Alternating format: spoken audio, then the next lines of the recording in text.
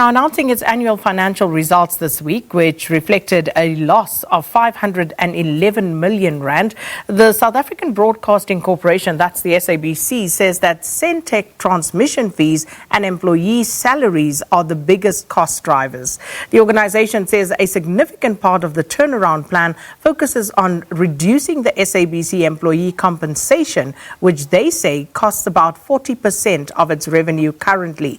The organization has started a process of retrenchments with the intention of downgrading middle management to positions to decrease salaries. And notably, the financial results also revealed that the SABC's senior management and executive salaries range from over 2 million to over 5 million rand per annum. Now, when asked about the glaring disparity, the SABC executive said a salary freeze across the board implies fairness to the process. But the question is, why is the executive not applying the same principle on its huge remuneration costs at a senior level to reduce the wage bill? And joining us right now is independent broadcast analyst Thinus Ferreira, and hopefully we'll be joined by Khomotso Makapane, a lawyer and partner at Bowmans Attorneys, specialising in dispute resolution. But for now, we have Thinus with us. Thinus, good morning, and thanks for speaking to us here on Morning Live. Hello. So we've been paying very close attention, naturally, to what's been happening at the public broadcaster, and you also have always paid attention to what happens here. So your view, your opinion on the latest developments and what's currently going on? So the SABC board will have a special meeting today, later today, to talk about or maybe come to a new decision regarding the retrenchments at the SABC. Last night's SABC board and top executive appearance before Parliament's Portfolio Committee on Communications went way past midnight last night. There's a lot in there to digest. There's a lot in there that the South African public hasn't seen. I was really shocked and taken aback to hear the SABC Chief Operating Officer, Ian Plaatjes, say stuff like the SABC newsroom has been unlawfully captured. That's shocking. I don't believe that's true. I was shocked for the SABC management to say that it was an unfortunate incident that we saw as the South African viewing public. I think it's a fortunate incident that we saw Griselda Lewis talk in the SABC newsroom. She managed to put a face onto just the numbers that we hear, that the SABC wants to do away with 400 or however many people. It was shocking last night to hear that the SABC has 11 radio stations. At almost all of them, almost everyone is getting fired except for 2 people. Is the SABC going to play music? The SABC's top management has a responsibility to not just willy-nilly get rid of people, but to look at the structure and how the structure serves the purpose. So there's a lot of shocking things that's going on, and we need more answers, I think, as the public, that the SABC wants to pay SABC TV licenses, to get answers about how the structure looks, how it works. Why are so many people working at the SABC unhappy? So, Thinus, the SABC management says, of course, it's benchmarked against international best practice, and the salary bill is bigger than any of those other platforms. Is it a fair comparison, though, given the mandate and the sheer size of the SABC, which of course exists in different contexts to these other broadcasters? You're talking about 4 TV channels, 19 radio stations, 11 official languages. What's your view on that, the benchmarking process? This week we got the financial results for the 2019-2020 financial year of the SABC. There's actually a page in there, if you go and read. The top management in total earned over 41 million rand. I'm a journalist myself. I worked at several media outlets. It's always the little people at the bottom who have to do the heavy lifting, and you sit with a lot of people at the top who do very little or not as much. I want to know from the SABC, as a public citizen, how, if you fire 12 out of the 14 people at Umhlomo Wenene in the Eastern Cape at the radio station, how 2 people are going to run a radio station. So, yes, the SABC is large. It's the biggest public broadcaster in Africa. Obviously, you can't run it on 10 Rand a year or a month, but the SABC is in a certain sense overstaffed, but you can't just suddenly go and open an Excel document and start going, I want to get rid of so many people here or there to make your Excel balance sheet work. You need to have a process where you consult, where you talk to people, where it's organic, where you have a certain empathy and a certain sensitivity, not what we've seen happen inside the SABC newsroom. It's not supposed to be a sensationalist reality show. The SABC is supposed to bring us the news, not to be the news every day. And on that note, let's welcome Khomotso Makapane, who's a lawyer and partner at Bowmans Attorneys. And she's also going to join us, helping us understand and further unpack what's happening at the broadcaster. Khomotso, good morning, and thanks for being with us. Good morning, Sankina and viewers. Thank you. Khomotso, firstly, the SABC says that they are downgrading salary scales of middle management, who apparently are the biggest contributors to the remuneration costs. But is that a fair approach, considering there have been no reduction to huge salaries of the executive themselves, who are not affected by these retrenchments?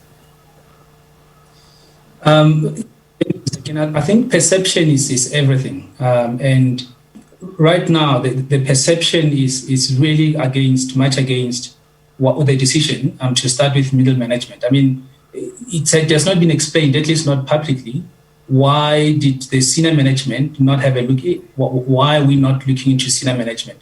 But very important, Thinus spoke about empathy, and I want to also use the word accommodation. So one of the ways in which you can accommodate different viewpoints, and also to make sure that you can somehow contribute positively to the perception, it is by making sure that before you make a decision as management, that you can satisfy people, that you look into yourself first, and you start from the top going down. And I don't think that is what has happened in this matter. So, Khomotso, if we listen to, for example, one of the SABC board members talk about their fiduciary responsibility in the fact that the organization is insolvent, where does this leave them and, of course, the executive with regard to maneuverability in finding solutions to the current problems at the organization? It's a very difficult place where the board and senior management find themselves in. And I think we must all accept that. We must accept that in order to attract good talent and to retain good talent and to keep the ship afloat, so to speak, you need to retain critical skills. But the critical skills do not only exist at the top. There are also very critical skills at the very bottom. So if that is going to be the approach, then it is important that it is demonstrated across the board and not just only in relation to top positions. Not having much an issue that people know about the SABC for a long time.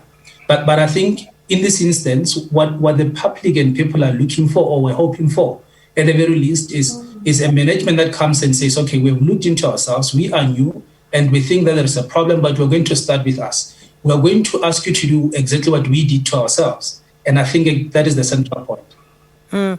Then, of course, there is, Thinus, also the issue of performance. And Mahlase also actually wrote quite an interesting piece. As you would know, she was at the SABC for more than 15 years, left only recently. So she's quite in tune with what goes on at the SABC. And one of the things she talks about is, of course, the fact that we can't run away from that some people just don't do any work at the SABC. Some people do the bare minimum at the SABC, and some people, of course, have to carry the weight. What then should the approach be in trying to resolve all of this? I think the SABC's Human Resource Division has a problem. Go and read the latest annual financial report again of 2019-2020 on page 62. Look at how horrific that page looks. That's the Human Resources page. Terrible. So let's start at Human Resources getting their act together. I will say again, you can't just take a radio station like RSG or any of the other 11 stations and just decide we're firing 12 out of 14 people. If there's people not working, if there's duplication, you can't just apply a commercial, something that you got off the internet template, and now apply it unilaterally to all of the SABC's divisions. That's not HR. You need to have empathy, you need to have a unique organogram for how each one of those different radio stations, those TV channels, commercial enterprises division works, looks. Once again, I really wish that the SABC will again play, I don't know if that little clip was ever played, of Griselda Lewis actually walking in the SABC newsroom, speaking truth to power, telling the SABC top management, this is this person, that is that person, you don't know them. Get to know the people. You can't just, from some ivory tower, go and put some structure in place without knowing the people, what their job titles and things like that are, and just apply a unilateral type of retrenchment process. And a question to you also about that, Khomotso. The role of human resources, the role of HR in an organization like the SABC, and the role that it could have played in trying to avert some of the problems that we are faced with now. How do you see that? Thank you, Sakina. I think HR is something that I've been speaking about in a lot of SOEs, which has been a problem, I think, for a long time. This is probably one of the greatest way to show how HR has lost its function and meaning. HR is supposed to be the bridge between management and junior employees. That is what it's supposed to be a bridge, not to be seen as an extension of management, not to be seen as the silver bullet for management. And I think for a long time, HR executives and HR partners are like, often than not, let me not say all, but often than not, have played the role of executors of management decisions when they're supposed to be the bridge. If you go to a lot of SOEs and you speak to junior staff, they don't trust HR. And I think to the point you made about people who are found in the system not doing work, I mean, HODs of those people and supervisors are the ones who are supposed to be called to account. And this should not be happening at a time when there is retrenchment, but it should be happening as a normal course. So this is part of the problem. And I think it is about time that before a decision is taken finally to terminate people's employment, that we can also look at the system and see where it is broken and see if we can increase efficiencies there before we touch employment contracts. You know, to that point, going back to that article that Mahlatsi writes, and she talks about how during her tenure in middle management, you, for example, have someone who runs up a bill, a telephone bill, a cell phone bill, to the cost of 200,000 Rand on the organization's account.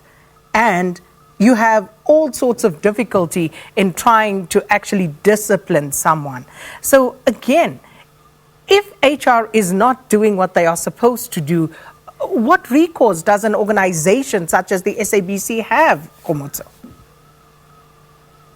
I think two things there, and I know one of them is going a bit off course, but it is just contributing to the point. And that point is, for a long time, management has delegated their responsibility to unions.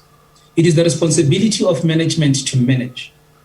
Unions actually have limited influence, so they ought to have, in how an employer runs its business. But what we have done is we have delegated that responsibility because management is very difficult. The second point I want to make is there is a difference between management and leadership.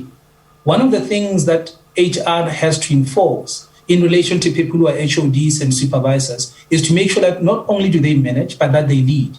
And one of the clear points of leadership, it is when someone is able to try and change mindsets and to change attitudes. And I think there was a time probably when people thought because we are waiting for the SABC there is no limit to the amount of money we can spend, to the bill we can run, and so on. And that requires both management and leadership. And I think, as I said, it's unfortunate these discussions are only coming now at a time when we're talking in the midst of a retrenchment exercise. But it is important as an organization that we make sure that HR takes back its rightful position to be the bridge. But secondly, that it enforces instances of discipline consequence management, which ought to be progressive. If someone is running up a bill that is against our policies, people have to be called to account. If there are difficulties, this has to be reported to the shareholder minister. If he doesn't act, to the public protector. But all these processes become fluent in an environment where there is also not political interference. Now, we know that there's been a lot of that. But it is important as well that as an HR executive or manager, or also as an HOD or a supervisor in a particular department, you can demonstrate that I've both led, but I've also managed in line with the policies of the organization. And Thinus, just finally, of course, all of this costs money, and we hear everybody saying all sorts of things. How do we actually resolve the question of financing the SABC? That's what that top management has to do to earn their 41 million rand per annum in total, instead of playing violin or sitting on the decks, moving deck chairs around on the Titanic.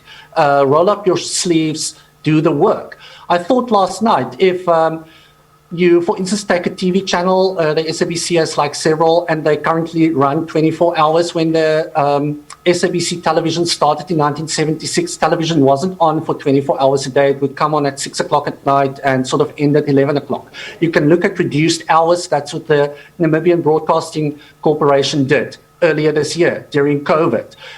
There's lots of inventive stuff that you can do. Getting rid of people is the last resort.